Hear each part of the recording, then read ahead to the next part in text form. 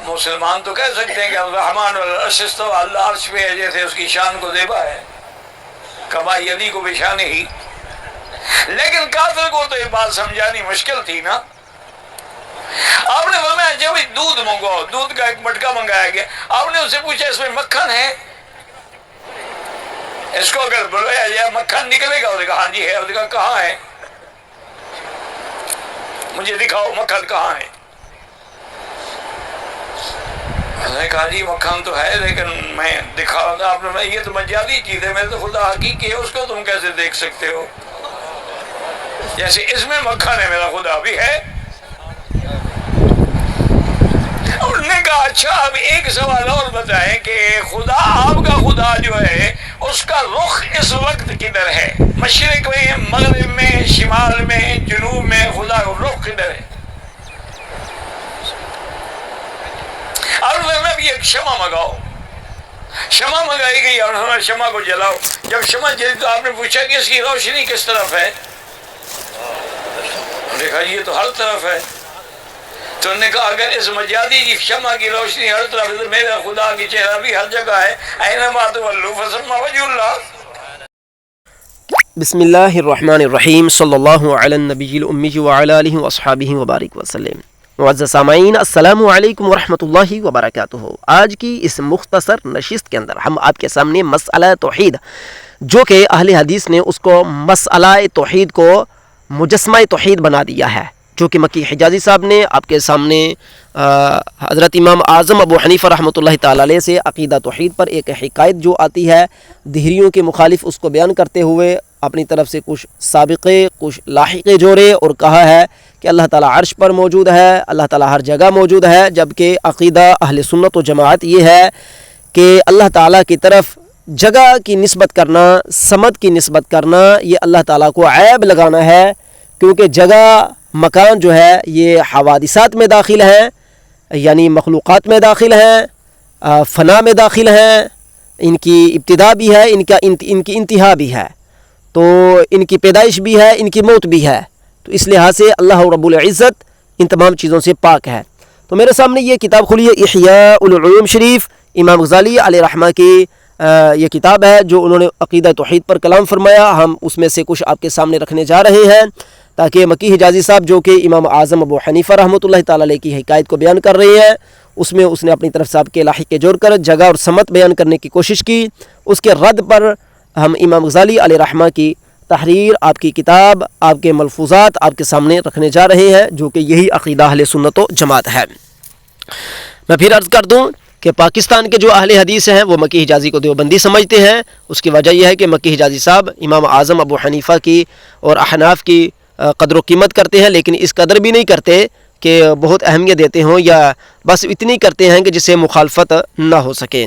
خیر، یہ دیکھیے کہ نمبر 4 ہے، اس پر لکھا ہے امام غزالی علیہ رحمہ نے، اس بات پر ایمان لانا کہ اللہ عز و جل جوہر بھی نہیں، یعنی کہ اللہ تعالیٰ مادہ نہیں ہے، اور اس کی ذات کسی جگہ میں سمائی ہوئی بھی نہیں ہے۔ اللہ تعالیٰ کی ذات کے بارے میں کہنا ہے کہ وہ زمین میں سمائی ہوئی ہے، دل میں سمائی ہے، یا کسی جگہ پر سمائی ہے، پتھر میں سمائی ہے، یہ سب حرام ہے۔ اللہ تعالیٰ مادہ بھی نہیں، اس کی ذات کسی جگہ میں سمائی ہوئی بھی نہیں، بلکہ وہ مکان کی نسبتوں سے بلند و برتر ہے۔ مکان یعنی جگہ، وہ جگہ کی نسبتوں سے بلند برتر اور اعلیٰ ہے۔ اس پر دلیل یہ ہے کہ ہر جوہر یعنی ہر مادہ کسی جگہ میں گرا ہوا ہوتا ہے، یعنی کہ ہر مادہ، ہر بیج، ہر مغز جہاں پر بھی اس کو رکھا جائے گا وہ کوئی نہ کوئی جگہ لے گا، جگہ گھیرے گا، اور اس جگہ کے ساتھ وہ خاص ہو جاتا ہے۔ اس کی پھر 2 صورتیں بن جاتی ہیں، اسی جگہ ساکن ہوگا یا وہاں سے حرکت کرتا ہوگا، یعنی کہ جو بھی مادہ چیز ہوگی، جو بھی جوہر ہوگا، جو بھی جسم ہوگا، وہ یا تو اسی جگہ پر قائم رہے گا جس طرح کے درخت ہیں، یا وہ حرکت کرے گا جس طرح کے حیوانات ہیں۔ آگے چل کر یہ امام غزالی علیہ رحمہ فرماتے ہیں، یعنی وہ ان دونوں حالتوں میں سے کسی ایک میں ہوگا، اور یہ دونوں باتیں کیا ہیں؟ حادث ہیں، یعنی کہ دونوں ہی ختم ہونے والی ہیں۔ جس ذات کو حوادث لاحق ہوں وہ بھی حادث ہوتی ہے، لہذا ثابت ہوا کہ جگہ اور مکان کو یہ حوادثات لاحق ہیں، یہ فنا ہونے والی ہیں، لہذا اللہ رب العزت کے بارے میں یہ کہنا کہ اللہ تعالیٰ عرش پر ہے، اللہ تعالیٰ ہر جگہ موجود ہے، یہ سمت ہے اور سمت کی نسبت اللہ تعالیٰ کی طرف نہیں ہو سکتی۔ یہ نمبر 4 میں انہوں نے بیان کیا۔ نمبر 5 میں اللہ تعالیٰ کے بارے میں عقیدہ بیان کرتے ہوئے امام غزالی فرماتے ہیں یہ عقیدہ رکھنا کہ اللہ عز و جل کے لیے کوئی جسم نہیں جو جواہر سے مرکب ہو، اس لیے کہ جواہر سے مرکب چیز کا نام جسم ہے، اور جب اس ذات کا کسی مکان میں سمایا ہوا جوہر ہونا محال ناممکن ہے تو اس کا جسم ہونا بھی باطل ہے، کیونکہ ہر جسم کسی مکان کے ساتھ مختص اور جوہر سے مرکب ہوتا ہے، اور جوہر کا سکون، حرکت، شکل، مقدار، واحد، جمع ہونے جیسی علامات حدود سے خالی ہونا محال ہے۔ ٹھیک ہو گیا۔ یہ نمبر 5 پر انہوں نے بیان کیا۔ اس میں بھی اگر ہم اس کی وضاحت کریں تو وقت درکار ہے۔ اس میں بھی انہوں نے یہی بیان کیا ہے کہ جگہ جو ہوتی ہے وہ جسم ہے، ہر جگہ ایک جسم ہے، اور جو جسم ہے وہ حوادثات میں داخل ہے، اس کو فنا حاصل ہے۔ تو اللہ تعالیٰ کی نسبت مخلوق کی طرف اس طرح کرنا کہ اللہ تعالیٰ ہر جگہ موجود ہے، اس طرح اس کی ذات کو جگہ کی قید لگانا ہے، اللہ تعالیٰ قیودات سے پاک ہے۔ نمبر 6 یہ اعتقاد رکھنا کہ اللہ عز و جل کی ذات عرض نہیں جو کسی جسم کے ساتھ قائم یا کسی جگہ میں داخل ہو، یعنی کہ اللہ تعالیٰ عرض نہیں ہے کہ اللہ تعالیٰ کے لیے ہونے کے لیے زمین و آسمان کا ہونا ضروری ہے، ایسا عقیدہ رکھنا بالکل شرکیہ ہوگا، کیونکہ عرض وہ ہوتا ہے جو کسی جسم کے ساتھ قائم ہو، اور ہر جسم یقیناً حادث ہے اور اس کا خالق اس جسم سے پہلے موجود تھا۔ تو یہ کیسے ممکن ہے کہ خالق باری تعالیٰ کسی جسم میں آ جائے، حالانکہ ازل میں صرف وہی تھا، اس کے علاوہ کچھ بھی نہ تھا، اجسام و اعراض سب اس نے بعد میں پیدا فرمائے۔ یعنی جب اللہ تعالیٰ نے زمین، آسمان، عرش وغیرہ پیدا نہیں فرمائے تھے تو اللہ تعالیٰ اس وقت بھی تھا، ٹھیک ہے نا۔ اللہ تعالیٰ پر وقت کا اطلاق، یہ میں سمجھانے کے لیے عرض کر رہا ہوں کہ وقت کا اطلاق اللہ تعالیٰ کی ذات پر نہیں ہوتا، مقصد یہ ہے کہ زمین و آسمان سے پہلے بھی اللہ تعالیٰ تھا۔ تو یہ کیسے ہوا کہ جب زمین بنی، آسمان بنا، عرش بنا تو پھر اللہ تعالیٰ عرش پر آ گیا؟ یہ عقیدہ توحید کے منافی بات ہے۔ یا اللہ تعالیٰ کی طرف کوئی مکان یا جگہ کی نسبت کرنا، جس طرح کہ امام غزالی فرماتے ہیں ان مذکورہ 6 اصولوں کی روشنی میں واضح ہو گیا کہ اللہ عز و جل موجود اور بذات خود قائم ہے، وہ جوہر، عرض اور جسم نہیں، اس کے علاوہ تمام کا تمام عالم جوہر ہے، عرض ہے اور جسم ہے۔ اس کا نتیجہ یہ نکلا کہ نہ وہ کسی کے مشابہ ہے اور نہ کوئی اس کے مشابہ، وہ زندہ اور دوسروں کو قائم رکھنے والا ہے، کوئی شے اس کی مثل نہیں، اور ایسا کیوں کر ہو سکتا ہے؟ مخلوق خالق ماتحت حاکم، مخلوق خالق ماتحت حاکم کے اور تصویر مصور کے مشابہ ہو، اجسام و اعراض سب کے سب اس کی تخلیق و ایجاد، لہذا ان چیزوں کا اس ذات کے مشابہ مواصل ہونا قطعاً جو ہے ناممکن ہے۔ اس بات پر ایمان لانا کہ اللہ عز و جل سمت و جہت کی تخصیص سے پاک ہے۔ دیکھیے نمبر 7 پر امام غزالی فرماتے ہیں اس بات پر ایمان لانا کہ اللہ عز و جل سمت جہت کی تخصیص سے پاک ہے، یعنی کہ خاص کرنا اللہ تعالیٰ کی طرف سمت جہت خاص کرنا کہ اللہ تعالیٰ عرش پر ہے، اللہ تعالیٰ ہر جگہ ہے، اللہ تعالیٰ اس سے پاک ہے۔ اس پر 3 دلیلیں ہیں۔ سمت اوپر، نیچے، دائیں، بائیں، آگے، پیچھے کو کہتے ہیں۔ سمت کس کو کہتے ہیں؟ اوپر، نیچے، دائیں، بائیں، آگے، پیچھے، کل کتنی بن گئی؟ 6۔ ان کو سمتیں کہتے ہیں۔ ان سب سمتوں کو اللہ عز و جل نے خلقت انسانی کے واسطے پیدا فرمایا ہے۔ یہ 6 سمتیں کس کے لیے ہیں؟ انسان کے لیے پیدا فرمائی گئی ہیں۔ بالفرض اس کے لیے بالفرض اس کے لیے کوئی سمت ہو تو وہ جواہر کی طرح کسی مکان میں سمایا ہوگا یا عرض کی طرح جوہر کے ساتھ خاص ہوگا، یعنی کہ اگر کوئی بھی سمت اللہ تعالیٰ کے لیے کر دی جائے تو پھر وہ جواہر یعنی جسموں کی طرح کسی مکان میں سمایا ہوگا، جس طرح جسم کسی مکان میں سمائے ہوتے ہیں، یا عرض کی طرح جوہر کے ساتھ خاص ہوگا۔ جب اس کا جوہر عرض ہونا محال ثابت کیا جا چکا تو اس کا کسی سمت کے ساتھ مختص ہونا بھی محال ہے۔ ثابت ہوا کہ اللہ رب العزت کی طرف جگہ کی نسبت کرنا جائز نہیں، نہ اوپر، نہ نیچے، نہ دائیں، نہ بائیں۔ سمجھ آگی بات کی؟ نہ آگے نہ پیچھے۔ نمبر 3، اگر اللہ عز و جل عالم کے اوپر ہوتا، یعنی کہ کہتے ہیں نا کہ اللہ تعالیٰ آسمانوں کے اوپر ہے، اللہ تعالیٰ دنیا کے اوپر ہے، تو عالم، آسمان و زمین سب کو کہتے ہیں۔ تو امام غزالی فرماتے ہیں اگر اللہ عالم کے اوپر ہوتا تو اس کے محاذی یعنی مقابل بھی ہوتا، اور کسی جسم کی محاذی چیز اس کی مثل ہوگی یا چھوٹی بڑی، یہ تینوں صورتیں مقدار کی محتاج ہیں۔ لہذا ثابت ہوا کہ اللہ رب العزت کے بارے میں یہ عقیدہ رکھنا، یعنی کہ یہ تو امام غزالی نے فرما دیا، نتیجہ جو اسے نکلا ثابت ہوا کہ امام غزالی رحمۃ اللہ فرماتے ہیں کہ اللہ تعالیٰ کے بارے میں یہ عقیدہ رکھنا کہ اللہ تعالیٰ عرش، اللہ تعالیٰ جو ہے وہ آسمانوں پر موجود ہے، اللہ تعالیٰ فلاں جگہ موجود ہے، یہ سب باطل ہے۔ ایک سوال اور اس کا جواب۔ پھر دعا مانگتے ہوئے آسمان کی طرف ہاتھ کیوں اٹھائے جاتے ہیں؟ جواب، دعا کا قبلہ آسمان ہے اور اس میں اس بات کی طرف اشارہ ہے کہ دعاؤں کو سننے والا عالی صفات کا مالک بزرگ و برتر ہے، چونکہ اوپر والی جہت بلندی پر دلالت کرتی ہے اور وہ ذات قوت و غلبے میں سب سے بلند ہے، اس لیے ہم دعا کرتے وقت اپنی ہتھیلیاں آسمان کی طرف کرتے ہیں۔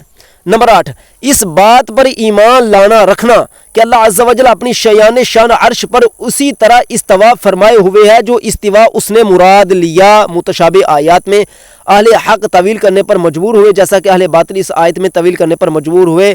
اچھا، یہاں پر جو اہل حق طویل کرنے پر مجبور ہوئے ہیں نا، وہ طویلات اہل سنہ موجود ہیں۔ یہ اہل حدیث کہتے ہیں جی وہ تو انہوں نے صفات کی چھٹی کروا دی، یعنی کہ ابن تیمیہ وغیرہ نے اہل سنت پر یہ اعتراض کرا ہوا ہے، جبکہ یہ تو امام غزالی پر بھی اعتراض چلا گیا۔ اس کا مطلب ہے کہ پھر اہل سنت تو سوائے ابن تیمیہ اور وہابیوں کے علاوہ ہے ہی کوئی نہیں ہے۔ استغفر اللہ۔ چنانچہ ارشاد باری تعالی ہے وَهُوَ مَعَكُمْ أَيْنَمَا كُنْتُمْ، تمہارے ساتھ ہے تم کہیں ہو۔ اس آیت مبارکہ میں بالاتفاق معیہ سے احاطہ اور علم مراد لیا گیا ہے، یعنی ہر چیز کو گھیرے میں لینا اور سب کو جاننا، یعنی قبضے میں لینا۔ یہ نہیں ہے کہ اللہ تعالیٰ ہر جگہ موجود ہے، یہ وہ جو کہہ رہا تھا کہ اللہ تعالیٰ اپنی علم صفت علم کے ساتھ ہر جگہ موجود ہے، وہ غلط ہے۔ اس آیت مبارکہ میں بالاتفاق معیہ سے احاطہ علم ہے، یعنی کہ احاطہ علم کیا مطلب؟ یعنی کہ قبضہ کرنا، اللہ تعالیٰ کا اس تمام مخلوق کے اوپر کیا ہے؟ قبضہ ہے۔ نیز ان فرامین مصطفیٰ صلی اللہ علیہ وسلم قلب المؤمن بین اصبعین من اصابع الرحمن، اس میں انگلیوں سے، یعنی کہ مومن کا دل اللہ رب العزت کی رحمان کی انگلیوں میں سے دو انگلیوں کے درمیان ہے، اس میں انگلیوں سے اللہ عز و جل کی قدرت غلبہ مراد لیا گیا ہے۔ اور الحجر الاسود یمین اللہ فی ارضہ، یعنی کہ حجر اسود جو ہے یمین اللہ فی ارضہ، زمین میں اللہ تعالیٰ کی جو ہے یمین دایاں ہاتھ ہے، اس میں دائیں ہاتھ سے عزت و بزرگی مراد لی گئی ہے۔ اگر یہ تعویلات نہ کی جاتی تو محال لازم آتا۔ اسی طرح استوا کے ظاہری معنی ٹھہرنا اور قرار پکڑنا مراد لیے جاتے تو یہ بھی ماننا پڑتا کہ ٹھہرنے اور قرار پکڑنے والا ایک جسم ہے جو عرش سے مس ہو رہا ہے، اور یہ بھی کہ وہ جسم عرش کے برابر ہے یا اس سے چھوٹا بڑا، حالانکہ یہ سب چیزیں محال ہے، اور محال کی طرف لے جانے والی چیز بھی محال ہوتی ہے۔ یہ عقیدہ رکھنا کہ اللہ عز و جل شکل و مقدار جہاد اعتراف سے پاک ہے، لیکن جنتی جنت میں سر کی آنکھوں سے اس کا دیدار کریں گے، جیسا کہ قرآن پاک میں ہے وجوہ یومئذ ناظرہ، یعنی کہ یہاں سے آگے وہ جنتیوں کے بارے میں جو امام غزالی علیہ رحمہ یہاں پر بات فرمانا چاہتے تھے، انہوں نے یہاں پر دو ٹوک بات فرما دی کہ اللہ رب العزت کے بارے میں جگہ کی نسبت نہیں کر سکتے، کرو گے تو یہ اس کی ذات کو عیب لگے گا، جو کہ معاذ اللہ استغفر اللہ یہ عقیدہ توحید کے خلاف اور اہل سنت و جماعت کے خلاف ہو جائے گا۔ مکی حجازی صاحب نے جو باتیں کہی تھیں وَهُوَ مَعَكُمْ أَيْنَمَا كُنْتُمْ، اس کا جو رد امام غزالی رحمۃ اللہ نے اس کی، یعنی کہ اس نے آیت پڑھ کر جو لاحقہ سابقہ جو رہا تھا وَهُوَ مَعَكُمْ أَيْنَمَا كُنْتُمْ کے ساتھ، اس کا رد جو ہے امام غزالی رحمۃ اللہ نے فرمایا کہ بالاتفاق معیہ سے احاطہ اور علم مراد لیا گیا۔ احاطہ اور علم، احاطہ یعنی کہ قبضے میں لینا، علمی اعتبار سے ہر چیز کو اللہ تعالیٰ نے قبضے میں لیا ہوا ہے، ٹھیک ہے نا، قبضے میں، اپنی طاقت، اس کے غلبے میں ہر چیز ہے۔ تو آگے وہ احادیث مبارکہ ہیں جہاں پر حضور صلی اللہ علیہ وسلم نے اللہ رب العزت کے بارے میں انگلیوں کی صفت بیان فرمائی کہ اللہ تعالیٰ رحمان کی انگلیاں ہیں، اسی طرح رحمان کا دایاں ہاتھ، ٹھیک ہے نا، اس کو پڑھ کر یا قرآن مجید کے اندر بھی آتا ہے، تو امام غزالی رحمۃ اللہ فرماتے ہیں کہ ان کی تعویلات ہیں، ان کی تعویلات ہیں۔ اب یہ ابن تیمیہ کہتا ہے جی تعویل کرنے والا جو ہے وہ معطلات میں داخل ہے، ٹھیک ہے نا، وہ تعطیلات میں داخل ہے، وہ عقیدہ تعطیلیہ بن جائے گا۔ یعنی مطلب یہ ہے کہ جو بندہ کسی صفت کی جس طرح اہل سنت و جماعت نے تعویلات کی تھیں، جس طرح امام غزالی نے بھی فرمایا، وہ کہتے ہیں جی اگر یہ بندہ کرے گا نا تو اس طرح تو وہ عقیدہ توحید ہی ہاتھ سے نکل جائے گا، استغفر اللہ۔ اس کا مطلب یہ ہے کہ امام غزالی علیہ رحمہ سے لے کر پیچھے جتنے بھی بزرگ گزرے اہل سنت و جماعت کے، وہ سارے کے سارے جو تھے معاذ اللہ وہ مشرک تھے تمہارے نزدیک، جو کہ تم لوگوں نے آگے چل کر یہ پھڈا بنایا ہمارے ساتھ ہے۔ تو خیر یہاں پر ایک بات میں آپ کو بتا دوں کہ ثم استوى علی العرش کے بارے میں امام غزالی نے کیا فرمایا ہے۔ اس بات پر ایمان رکھنا کہ اللہ عز و جل اپنی شیان شان عرش پر اسی طرح استوا فرمائے ہوئے ہے جو استوا اس نے مراد لیا، ٹھیک ہے نا، استوا فرمائے ہوئے ہے، یعنی یہ کہنا کہ اللہ تعالیٰ عرش پر موجود ہے یہ غلط ہے۔ یہ کہا جائے گا کہ ثم استوى علی العرش کہ اللہ تعالیٰ عرش پر استوا فرمائے ہوئے ہے. اب استوا کا کوئی معنی مطلب نہیں لیا جائے گا، اس کو اللہ تعالیٰ کے اوپر چھوڑ دیا جائے گا. زیادہ سے زیادہ تعویلات جو کہ امام غزالی فرماتے ہیں کہ اہل حق تعویل کرنے پر مجبور ہوئے، جیسا کہ اہل باطل اس آیت میں تعویل کرنے پر مجبور ہوئے. ٹھیک ہے نا. یہاں پر ہم نے آپ کے سامنے یہ بات رکھ دی، اور یہ بھی ہم نے باتیں رکھ دی کہ جگہ مکان کی نسبت اللہ رب العزت کی طرف کرنا یہ فرقہ مجسمہ ہے، عقیدہ توحید نہیں. یہ جو نیا فرقہ آیا ہوا ہے، یہ فرقہ بار بار ثم استوى علی العرش کہہ کر ساتھ میں یہ بھی کہہ دیتا ہے کہ اللہ تعالیٰ عرش پر موجود ہے. ٹھیک ہے نا. یہ نہیں کہتے ثم استوى علی العرش کہ اللہ تعالیٰ کا عرش پر استوا ہے، اللہ تعالیٰ کا عرش پر استوا ہے، یہ نہیں یہ کہتے. یہ کہتے ہیں کہ اللہ تعالیٰ عرش پر موجود ہے. استغفر اللہ. پھر کہہ دیتے ہیں کہ اللہ تعالیٰ ہر جگہ موجود ہے. تو یہ عقیدہ توحید کے بالکل خلاف ہے. اللہ تعالیٰ بغیر زمین و آسمان کے موجود ہے، اللہ تعالیٰ بغیر عرش کے موجود ہے، اللہ تعالیٰ بغیر کائنات کے موجود ہے، اللہ تعالیٰ بغیر آسمانوں کے موجود ہے، اللہ تعالیٰ بغیر زمینوں کے موجود ہے، اللہ رب العزت بغیر انسانوں کے موجود ہے، اللہ تعالیٰ بغیر کل مخلوق کے موجود ہے. مخلوق فنا ہے، اللہ رب العزت ہمیشہ ہے، ہمیشہ رہے گا، ہمیشہ سے ہے. یہ عقیدہ توحید ہے.